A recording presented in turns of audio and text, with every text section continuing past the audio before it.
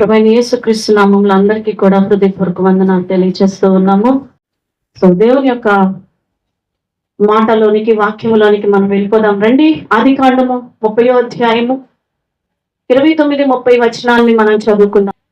అందుకు యాకోబు త్వరగా వాక్యాలు తీసి చదవటి సహాయం చేయండి. ఎట్టుకొలివి చేసినో నీ మందులో నా యొద్ద ఎట్లా ఉండేనో అది నీకు తెలియను. నేను రాకముందు నీకున్నది కొంచెమే, అది బహుగా అభివృద్ధి చెందెను. నేను పాదము పెట్టిన చోటల్లా యెహోవా నిన్ను ఆశీర్వదించెను. ఈ మాట కాస్త గట్టిగా పట్టుకున్నాము. నేను నా ఇంటి వారి కొరకు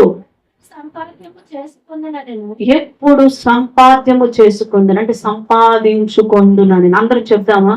నేను నా ఇంటి వారి కొరకు ఎప్పుడు సంపాదించుకుందును.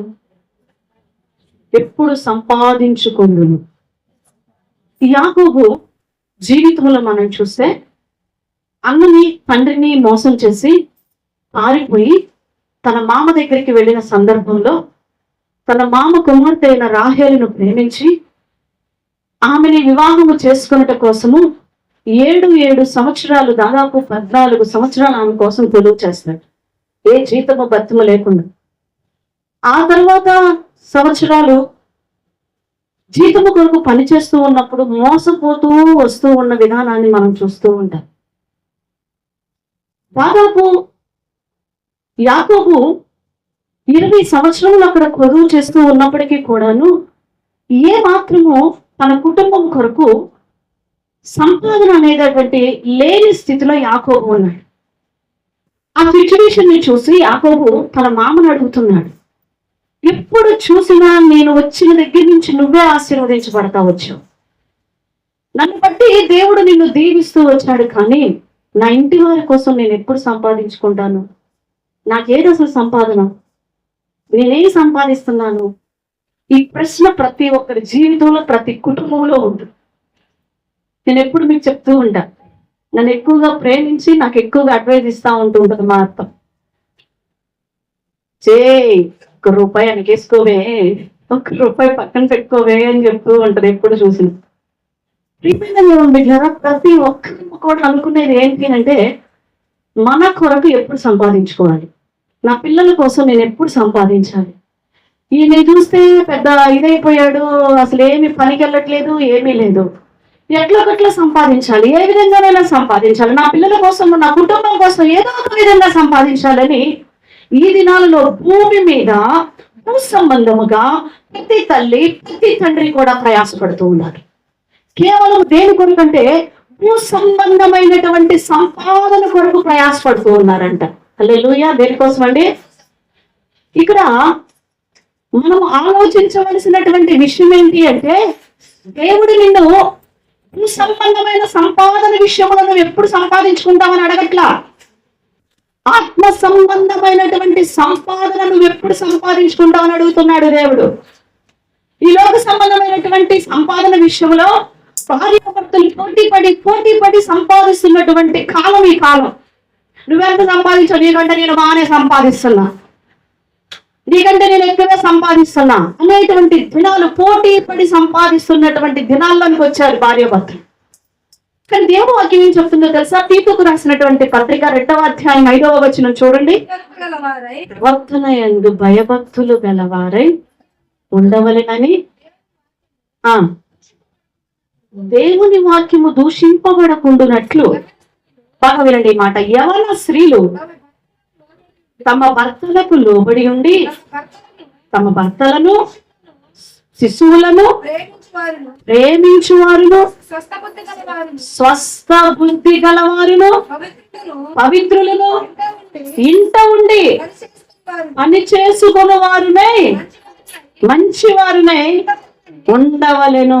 చూడండి, బుద్ధి చెప్పచ్చు. చూడండి, ఇక్కడ దేవుడు ఏం చెప్తూ ఉన్నాడంటే, యవన స్త్రీలు వచ్చేసి ఇంట నుండి పని చేసుకుంటూ భర్తలను, పిల్లలను ప్రేమించుచు, వారిని చూసుకుంటూ, వారికి బుద్ధి చెప్పుచు, మంచి ఉపదేశము చేయించు స్త్రీలంట కనిపెట్టుకొని ఉండవలసిన దినాలంటాయి. కానీ ఎలా ఉందంటే ప్రపంచం పోటీ పడి సంపాదించే దినాల్లోకి వెళ్ళిపోతుంది. కానీ స్త్రీలు భర్తల విషయంలో కానీ, భర్త విషయంలో కానీ, పిల్లల విషయంలో కానీ కనిపెట్టుకుని వారి కొరకు జీవించే దినాలు పోయినాయి. ఈ యొక్క యుగంలో డబ్బు లేనిది ఏది జరగట్లేదు, డబ్బు మీదే నడుస్తూ ఉన్నారు, కాబట్టి సంపాదించకపోతే ఎట్లా అని అనేటువంటి స్త్రీలు లేకపోలేదు.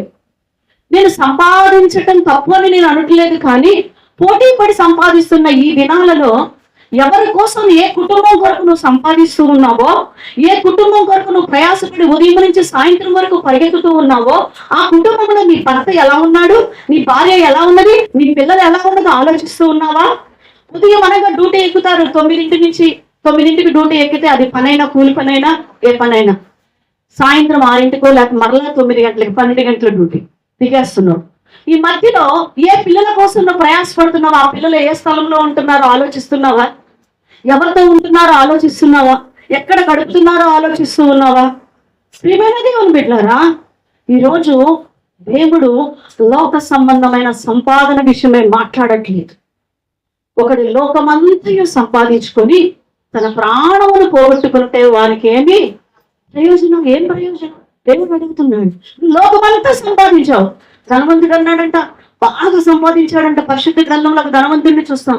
వాళ్ళని కొట్లు కట్టించుకున్నాడంట, ధనమంతా సమృద్ధి పెట్టి పడుకొని అంటున్నాడంట తన ప్రాణంతో. ఏమంటున్నాడు చెప్పండి? నా ప్రాణమా తినుమో. దావీదేమన్నాడు? నా ప్రాణమా యెహోవాను అని దావీదు యెహోవాను సన్నిధించమని చెబితే, ఈ ధనవంతుడు సంపాదించిన ధనవంతుడు ఏమంటున్నాడు? నా ప్రాణమా తినుమో, త్రాగుమో, సంతోషించు, సుఖించు.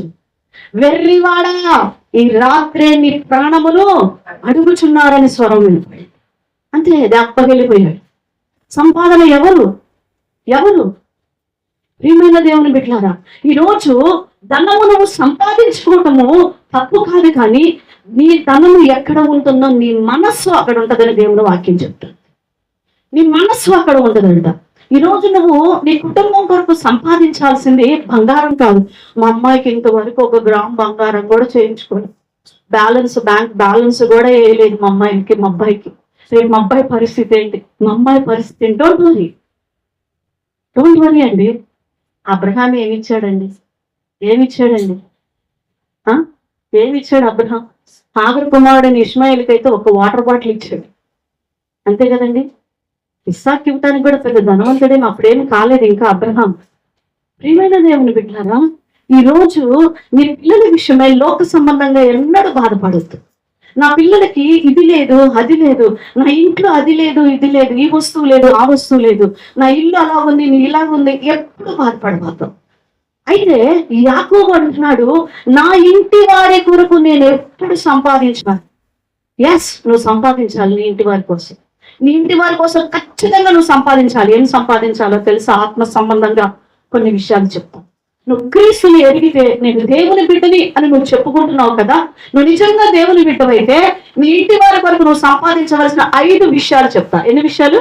5 విషయాలు చెప్తాను, గుర్తుపెట్టుకోండి. నెంబర్ 1, నీ ఇంటి వారి కోసం అంట నీ సంపాదన అంతా ఇచ్చి బుద్ధిని, జ్ఞానమును సంపాదించాలంట. నీ ఇంటి వారి కోసం ఏం సంపాదించాలంట? బుద్ధి, జ్ఞానం. చదవండి, రండి, సామెతల గ్రంథం 4వ అధ్యాయం 7వ వచనం. జ్ఞానము సంపాదించుకునిటే జ్ఞానములకు ముఖ్యాంశము. చూడండి, నీ సంపాదన అంతయు ఇచ్చి బుద్ధి సంపాదించుకో. నీ సంపాదన అంతా ఇచ్చి బుద్ధి సంపాదించుకో అంటే డబ్బులు కొంటాయి, బుద్ధి రాదండి. నీ సంపాదన ఇచ్చి కొనుక్కో అంటే ఏంటంటే, ఏ సంపాదన కోసమైతే నువ్వు సమయాన్ని ఖర్చు పెట్టి పరిగెత్తుతూ ఉన్నావో, ఆ సమయం అనేటువంటి సంపాదన దేవుని సన్నిధిలో ఇచ్చి, ఆయన సన్నిధిలో మోకరించి బుద్ధి తెచ్చుకో. బుద్ధి దేవుడి దగ్గర నుంచి సంపాదించుకో. జ్ఞానమును సంపాదించుకో. అది నీ పిల్లలకి నేర్పించు, నీ తరతరాలకి నేర్పించు. జ్ఞానాధారం ఎవరని చెప్తున్నాడండి? ఆయనే. మరి నువ్వు జ్ఞానం సంపాదించాలంటే దేవుణ్ణి సంపాదించాలి, దేవుడిని నువ్వు కలిగి ఉండాలి. కొంతమందికి కుటుంబాలు విడిపోతూ ఉన్నాయి. ఎన్నో కుటుంబాలను చూస్తున్నాం. భార్యాభర్తల మధ్య సమాధానం ఉండదు. భార్య తూర్పు అంటే భర్త పడమరంటూ ఉంటాడు, అత్త ఉత్తరం అంటే ఏమో దక్షిణం అంటది కోడలు. భయంకరమైన పరిస్థితులు. పిల్లలు ఇటువైపు అంటే తల్లిదండ్రులు అటువైపు అంటూ ఉంటారు. కుటుంబాల్లో యుద్ధాలు, నెమ్మది ఉండదు, సమాధానం ఉండదు, ఒకరికొకరికి పడదు. కారణం ఏంటి? జ్ఞానము లేకయే. జ్ఞానంగా బిడ్డలతో మాట్లాడటం చేత కాదు, జ్ఞానంగా భర్తతో మాట్లాడటం చేత కాదు, బుద్ధి కలిగి భార్య దగ్గర పిల్లల దగ్గర నడుచుకోవడం చేత కాదు. అందువల్లనే కుటుంబాలు నాశనం అయిపోతున్నాయి. ఈ రోజు నువ్వు కుటుంబం కొరకు నువ్వు సంపాదించాలంట. ఏం సంపాదించాలో తెలుసా? బుద్ధి జ్ఞానమును సంపాదించు దేవుని కొరకు. బుద్ధి లేని కుమారుడు ఎవరిని విడిచిపెట్టి వెళ్ళిపోయాడంట? ఎస్, ఈ రోజు లోక సంబంధమైన సంపాదించరా రే, అది నేర్చుకో, ఇది నేర్చుకో, అక్కడికి వెళ్ళు, ఇక్కడికి వెళ్ళు, ఫారం వెళ్ళు, అక్కడికి వెళ్ళి వెళ్తున్నాడు. ఈ రోజు వెళ్ళిన వాళ్ళంతా ఫారంలోనే సెటిల్ అవుతున్నారు. ఎక్కడ సెటిల్ అవుతున్నారండి? అక్కడే సెటిల్ అవుతున్నారు. పురుషులైతే అక్కడ అమ్మాయిని చూస్తున్నారు, పెళ్లి చేసుకుంటున్నారు, ఫ్రెండ్స్ అయిపోతున్నారు, అక్కడే సెటిల్ అవుతున్నారు. ఆడపిల్లలు తక్కువ కాదు, ఆడపిల్లలు అలానే అయిపోతున్నారు. నీకేం పంపిస్తారు? 1 రూపాయో 10 రూపాయలు ఏదో పంపిస్తా ఉంటారు.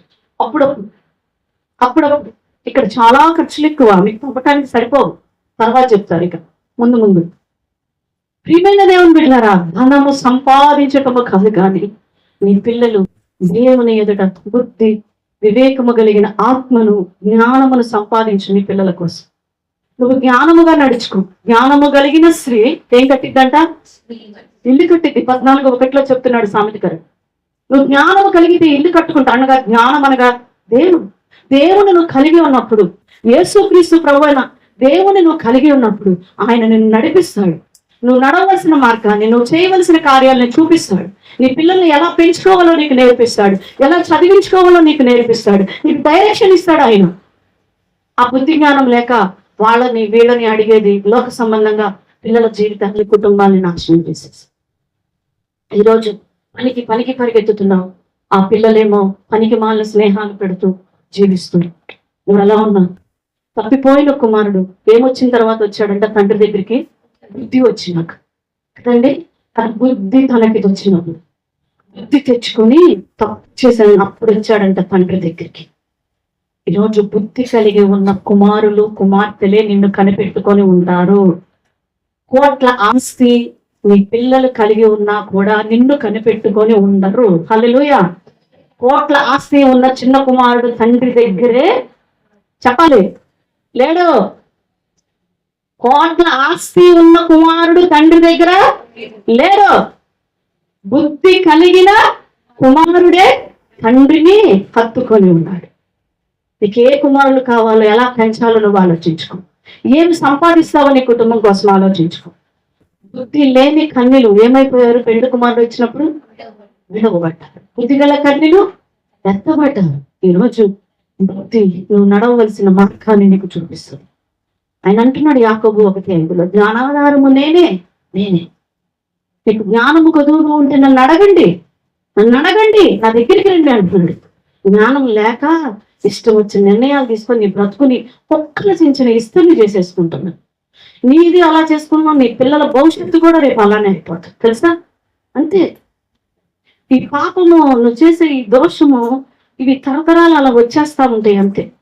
నీ పిల్లల మీదకి వెళ్ళిపోతుంది, అర్థం కావట్లేదు. ఎందుకంటే వాళ్ళకి బుద్ధి జ్ఞానం లేదు, దేవుని భయం లేదు. ఈరోజు నీ కుటుంబం కోసం నువ్వు సంపాదించవలసిన మొట్టమొదటి ఏంటంట? బుద్ధి జ్ఞానమును నువ్వు సంపాదించు.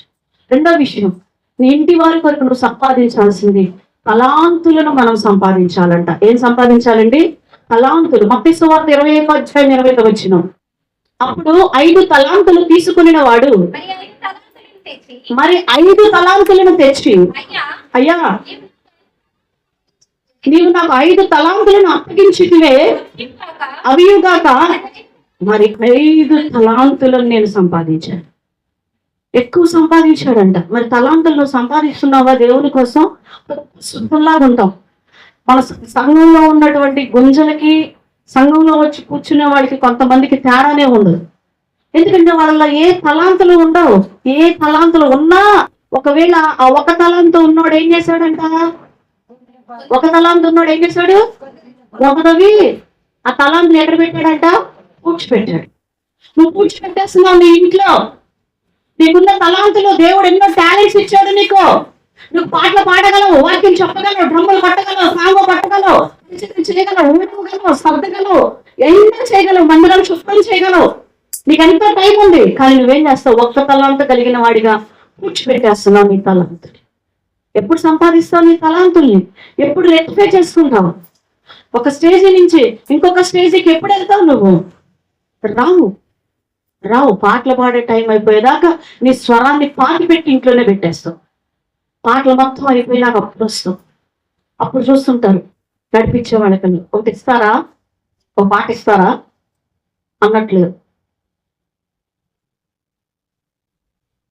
నువ్వు డ్రమ్ము కొట్టడం చాటవు, కానీ పాప నడిపించేవారు అలానే పాడుకుంటూ ఉంటారు. కొట్టేవాళ్ళు ఉండరు. ఎందుకు? ఎంతకాలం తలాంతులు పూడ్చిపెట్టేస్తావు? జాగ్రత్త. ఆ ఒక్క తలాంతు కలిగిన వాడిని పూడ్చిపెట్టినందుకు ఎక్కడ పడేస్తారండి? చదవమది. చెడ్డ దాసుడా, చదువు మాటలు కింద. అందుకు అతని యజమానుడు వాడిని చూచి, సోమరివైన చెడ్డ దాసుడా,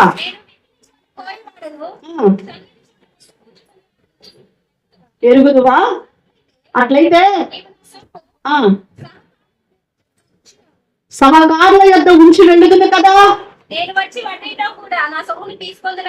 తీసుకుందునని చెప్పాను. ఏమండి, చెడ్డ దాసుడు అని పిలుస్తున్నాడు. నీ తలాంతులు పూడ్చిపెట్టుకుంటున్నావు కాబట్టి నువ్వు చెడ్డ దాసుడివి. పనికి మారిన ఆ దాసుని ఎక్కడ పడేశాడంట? ఇక్కడ పాటలు పాడే వరం ఉన్నవాడు పాడకుండా దాచి పెట్టుకోండి, మిమ్మల్ని తీసుకెళ్లి చీకటి కొట్టలోనే దేవుడు పాడేస్తాడు. ఖచ్చితంగా చెప్తున్నాడు. మీకు వాయిద్యాలు వాయించగలిగిన కృప ఉన్నా కూడా దాచి పెట్టుకుంటున్నారు, రాకుండా గంటలు మీ ఇష్టం వచ్చినట్టు వస్తున్నారు కదా మీరు. సో మిమ్మల్ని కూడా దిన దేవుడు ఎక్కడ పడేస్తాడో తెలుసా? చీకటి కొట్టలు. ఖచ్చితంగా చెప్తున్నది వాక్యం, నేను కాదు వాక్యం. బైకులు పెట్టగలరు, అన్ని చేయగలరు.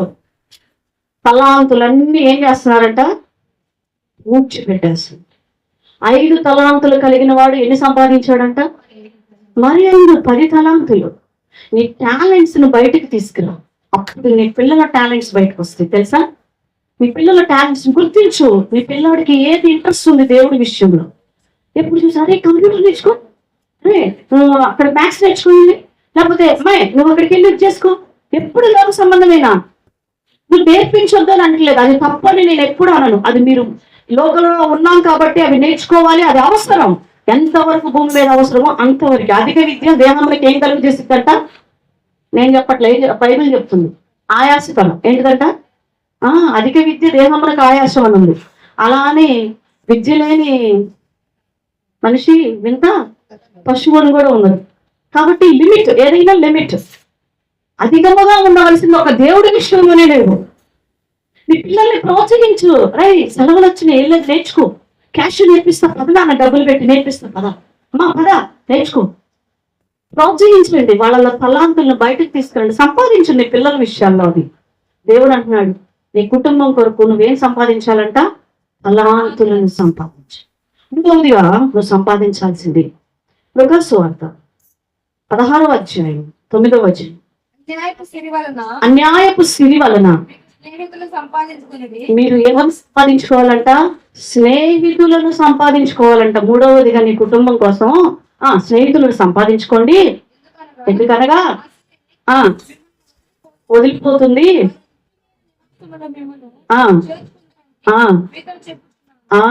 ఎప్పుడు కూడా నీకు స్నేహితులు అనేది కలిగి ఉండాలి. ఇంకొక మాట చదువుదాం, సామెతల గ్రంథంలో కూడా చదువుదాం. 27వ అధ్యాయం 10వ వచనం చదవండి. సామెతలు 27:10 స్నేహం గురించి చాలా బాగా రాస్తున్నాడు దేవుడు. నీ స్నేహితుడైనను నీ తండ్రి స్నేహితుడనైనను విడిచిపెట్టకు. మీ అమ్మ మీ నాన్న వాళ్ళ ఫ్రెండ్స్ ఉంటారు కదా, వాళ్ళని కూడా ఎప్పుడు మా నాన్న ఫ్రెండ్ లేరా, మా అమ్మ ఫ్రెండ్స్ వద్దులేరా అలా అనుకోవద్దు.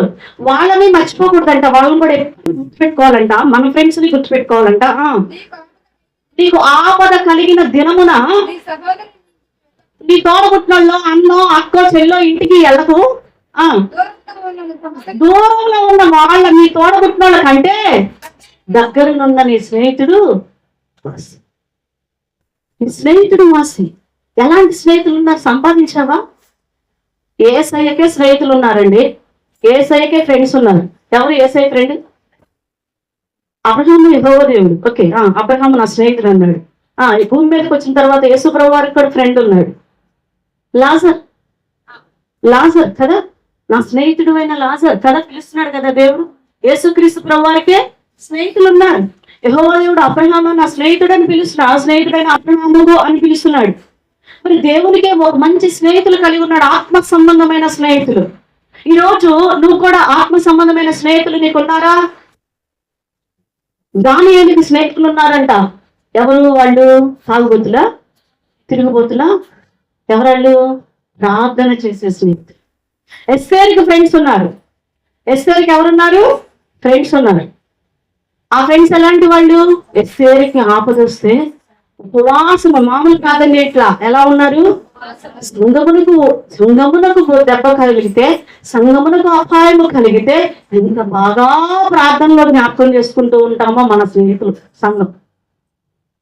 మరి నీకు ఎలాంటి స్నేహితులు ఉన్నారో నాకు తెలియదు. నీకు ఆపద వస్తే వచ్చి కూర్చొని ఉపవాసం ఉండి ప్రార్థన చేసే స్నేహితులు నీకు ఉన్నారో ఒక్కసారి చేయొద్దండి. అలా ఉంటే ఒక్కళ్ళన్నా ఉపవాసం ఉండి నా కోసం ప్రార్థన చేస్తారు అన్నవాళ్ళు ఉన్నారంట. సిస్టర్ గారి కోసం మంచిది. అమ్మా ఉన్నారా మీకు? 3 దినాలు చేయించుకున్నావు కదమ్మా, చెయ్యొద్దులేమమ్మా. 3 దినాలు చేయించుకున్నావు, పాపం మూలిగారు కదా వచ్చి.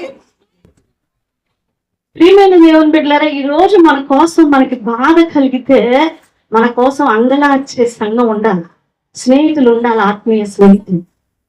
ఈరోజు ఆ స్నేహితులను పోగొట్టుకోవద్దు. చిన్న విషయానికి మన పొరుగు వారిని వాళ్ళని తృణీకరించుకోబాక. ఎక్కడో ఉన్న మీ తోడబుట్లు గీడుబుట్లు వాళ్ళు వచ్చేసరికి లేట్ అయిపోద్ది. ఈ లోపు గొంతులో చుక్కపోసేవాళ్ళు లేకపోతే అయిపోతాం, మన గంట మోగినట్టు. అందుకే దేవుడు అంటున్నాడు కదా, పొరుగు ఎక్కడో ఉన్నటువంటి దూరమున ఉన్న నీ రక్త సంబంధి కంటే దగ్గర ఉన్న నీ స్నేహితుడు. కాబట్టి మీ ఇరుగు పొరుగు వారితో ఎలాంటి చిన్న చిన్న గొడవలు వచ్చినా సాయంత్రం కనుక వెంటనే సమాధాన పడుతుంది. హల్లెలూయా. స్నేహితుల్ని సంపాదించుకుంది, ఎక్కడ విరోధం పెంచుకోవద్దు, ఎక్కువ కానియద్దు, తరాదులు పెట్టుకోవద్దు. ఎందుకంటే పొద్దున్న లెగిస్తే వాళ్ళ మొహమే, చచ్చిపోయే వరకు మనం చూసేది ఎవరంటే మన ఇరుగు పొరుగు మొహమే. వాళ్ళ మొహమే ఉదయం లెగిస్తే చూసేది వాళ్ళే. మీరు కావాలంటే చూడండి, మీరు పడుకున్న కళ్ళలో కూడా వాళ్ళ మొహాలు వస్తాయి కానీ దూరంగా ఉన్న చుట్టాల మొహాలు రారు. ఎందుకంటే వాళ్ళని ఎప్పుడో చూస్తుంటాం కాబట్టి వాళ్ళు తొందరగా రారు కళ్ళలోకి. మీకు స్వప్నం అంటే మీ యొక్క దాన్ని బట్టి స్వప్నం వస్తుందంట. సో అంటే ఎప్పుడు వాళ్ళతో మాట్లాడుతూ ఉంటాం కాబట్టి అదే వస్తుంది. కాబట్టి ఎలాంటి స్నేహితులు కలిగి ఉండాలి? ప్రార్థించే స్నేహితులు. దుష్ట సాంగత్యము మంచి నడవడికి ఏం చేసిద్దంట. కాబట్టి నీ పిల్లలు ఎలాంటి స్నేహితులు కలిగి ఉన్నారు? నువ్వు ఎలాంటి స్నేహితులు కలిగి ఉన్నావు? ప్రార్థన చేసే స్నేహితులు ఉన్నారా? నువ్వు సంపాదించుకున్నావా? 10 మంది ప్రార్థన చేసే స్నేహితులు నీ జీవితంలో ఉన్నారా? పరిశీలన చేస్తా. 4వ విషయాన్ని చెప్తా. 4వ విషయం, నువ్వు సంపాదించవలసిన కుటుంబం కొరకు సంపాదించవలసిన 4వ విషయం, దేవుడు ముత్యాలు సంపాదించండి, పగడాలు సంపాదించండి, బంగారం సంపాదించండి, డబ్బు సంపాదించండి అని చెప్పట్లేదండి. 1, నువ్వేం సంపాదించాలి? జ్ఞానము బుద్ధిని నువ్వు కుటుంబం కొరకు సంపాదించాలి. 2, నీ తలాంతులను దేవుని కొరకు నువ్వు నీ కుటుంబం కొరకు సంపాదించాలి. 3, మంచి స్నేహితులను నువ్వు సంపాదించాలి. 4వది చూడండి, కొరింథీయులకు రాసిన మొదటి పత్రిక 12వ అధ్యాయం 31వ వచనం. కృపావరములలో శ్రేష్టమైన వాటిని ఆపేక్షించు. ఏమండి, ఏమి నువ్వు సంపాదించాలి అంటే కృపావరాలని సంపాదించాలంట నీ కుటుంబం కోసం. ఇక్కడ మనము ఇందాక చెప్పినటువంటి తలాంతులు వేరు, కృపావరాలు వేరండి. కృపావరాలు వేరు, తలాంతులు వేరు. కృపావరాలు ఏంటంటే కొరింథీయులకు రాసిన మొదటి పత్రిక 12వ అధ్యాయంలో 8, 9, 10 వచనాలు చదవండి. అక్కడ ఉంటాయి కృపావరాలు. కొరింథీయులకు రాసిన మొదటి పత్రిక నాకు అదంతా వద్దు. బుద్ధివాక్యము, ఆత్మమూలముగా జ్ఞానవాక్యము, విశ్వాసము, స్వస్థపరచు వరము, అద్భుత కార్యములు చేయ శక్తి, ప్రవచన వరము, ఆత్మల వివేచన, నానా విధమైన భాషలు మాట్లాడటం, దాని అర్థము చెప్పు. 9 మరి ఉన్నాయా? సంపాదించావు. ఈ కృపావరాలు ఉన్నాయా నీ జీవితంలో? బుద్ధి, జ్ఞానము ఇవన్నీ ఉన్నాయా? వివేచన ఇవన్నీ ఉన్నాయా మన జీవితంలో? సంపాదించామా కృపావరాలు? ఎప్పుడు చూడు డబ్బులు లేవు, అవి లేవు, ఈ లేవు, అది లేదు, గుడ్డలు లేవు, ఆ వస్తువు లేదు, ఈ వస్తువు లేదు, తినడానికి అవి లేవు, ఇదే ఆలోచిస్తున్నాం. భూ సంబంధముగానే సంపాదిస్తూ ఉన్నావు, భూ సంబంధముగానే ఆలోచిస్తున్నావు. దేవుని బిడ్డలారా, ఆత్మ సంబంధముగా నీ కుటుంబం కొరకు కృపావరముల కొరకంట ఆపేక్షించు. ఏలియా మీద ఆత్మ ఎవరి మీదకి వెళ్ళిపోయిందంట? ఎలీషా గారి మీదకి వెళ్ళింది. నీ కృపా వరాలు దేవుని ఆత్మతో నువ్వు నింపబడినప్పుడు నీ బిడ్డల మీదకి వెళ్ళిపోతుందని దేవుడు సెలవిస్తున్నాడు. మరి విశేషముగా ప్రవచన వరాన్ని ఆపేక్షించాలంట మనము. 14:1 అంటాడు కొరింథీయులకు రాసిన మొదటి పత్రికలో. ప్రవచన వరం, ప్రవచించటం, దేవుని వాక్యమును ప్రకటించటం. ఈరోజు దేవుని సన్నిధిలో అది నీ కుటుంబం కొరకు సంపాదించు. నువ్వు చెబుతా ఉంటే దేవుని మాటలు నీ పిల్లలు చెబుతా ఉంటారు. నువ్వే రావు, నువ్వే కూర్చుంటావు, నువ్వే అర్థమయ్యి చేస్తూ ఉంటావు. ఇంకెట్లా నీ పిల్లలు ఎలాగా ప్రభువులేస్తారు, నీ కుటుంబం ఎలాగా? ఇక్కడ దేవుడు చెప్తున్నాడు, ఇక్కడ యవన స్త్రీలు భర్త కొరకు, పిల్లల కొరకు వారిని ప్రేమించి నువ్వు ప్రార్థిస్తూ కనిపెట్టుకుంటూ ఉండాలి వాళ్ళ కోసం అని. అమ్మలారా, నా కొరకు ఏడవకండి, మీకోసం పిల్లల కొరకు ఏడవండి అని దేవుడు చెప్పాడు. నువ్వేం చేస్తున్నావు? ఎట్లా నీ పిల్లల భవిష్యత్తు మంచి చదివిస్తే వాళ్ళు మంచి స్టేటస్ కలిగి ఉంటారనుకుంటున్నావేమో. జాగ్రత్త, చాలా రాంగ్ డెసిషన్ తీసుకుంటూ ఉన్నావు. దానికంటే ముఖ్యంగా దేవుణ్ణి నీ పిల్లలకి అందించాలి, నీ కుటుంబానికి. చివరిగా నేను ఒక మాట చెప్పి ముగిస్తాను. నువ్వు సంపాదించవలసినది లూకాసు వార్త 12:33. నీకు కలిగిన వాటిని అమ్మి ధర్మము చేయడి,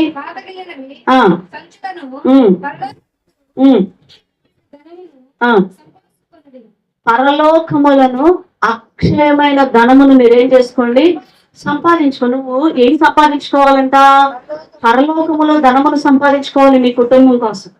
ఎందుకో తెలుసా? ఇక్కడ దాచిపెడితే ఏమవుతుందంట? అదే మత్తయి సువార్త 6:21 చెప్తున్నాడు.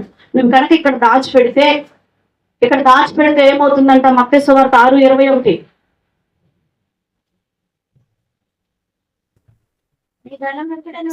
మీ ధనం ఎక్కడ ఉండును?